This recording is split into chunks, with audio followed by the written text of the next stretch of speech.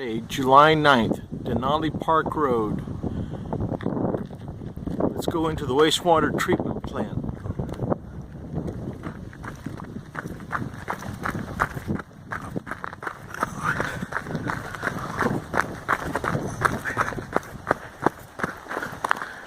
Here's the roadside trail for visitors.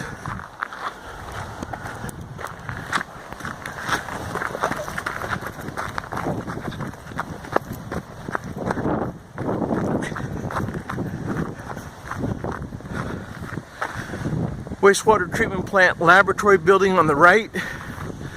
The overhead fill spout for the pumper trucks that pump all the ventilated vault toilets. The aerated lagoon. The electrical infrastructure for the plant. The standby generator is on the left, so if we lose commercial power, the plant can continue to operate. Control building, so we can control the aerators, the lift station pumps.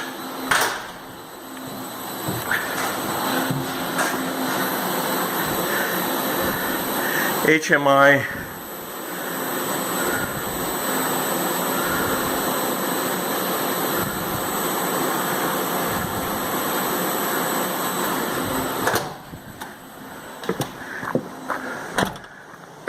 Going in the lab building real quick.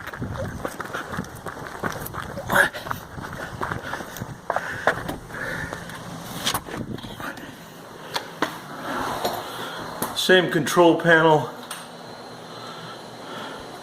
Some testing is done in here. We've tried doing different levels of testing.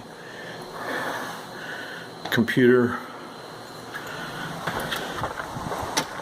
Okay.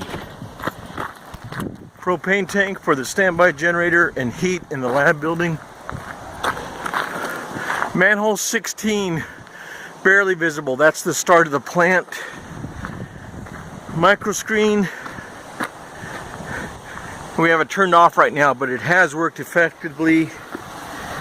There's the mechanical auger. Flow measuring device. Here's a good image of our aerated lagoon. Has 20 horsepower aerators, except one of them had failed, so we have a substitute.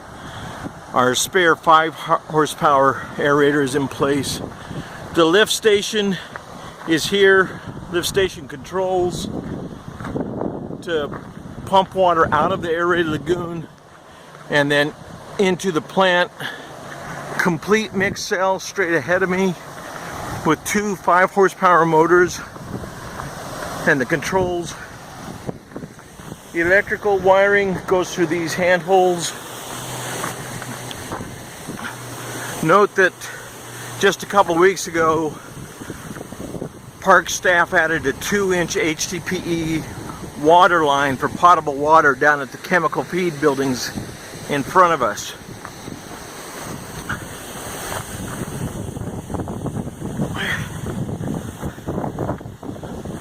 Partial mix cell number 1 with a 1 horsepower motor, and we've added variable frequency drive so that we can throttle it. I think it's running at about,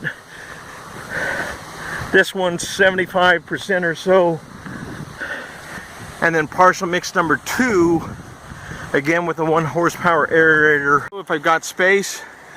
Okay, the chemical feed buildings, let's just walk through the apparatus here. Partial mix control structure. This allows us to set the level of the water. This is the electronic sensor, measures the effluent going over a V-notch weir, and that sends a signal to the base. Okay, I'm back at the lagoon to show an older part of the plant.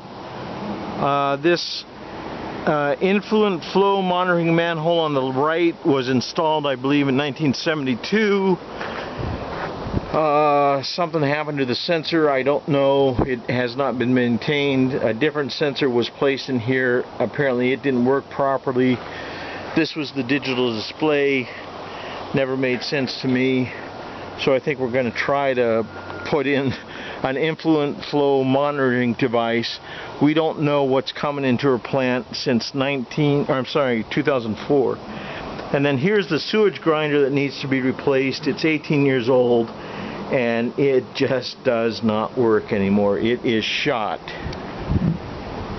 Okay, nice day, that's it.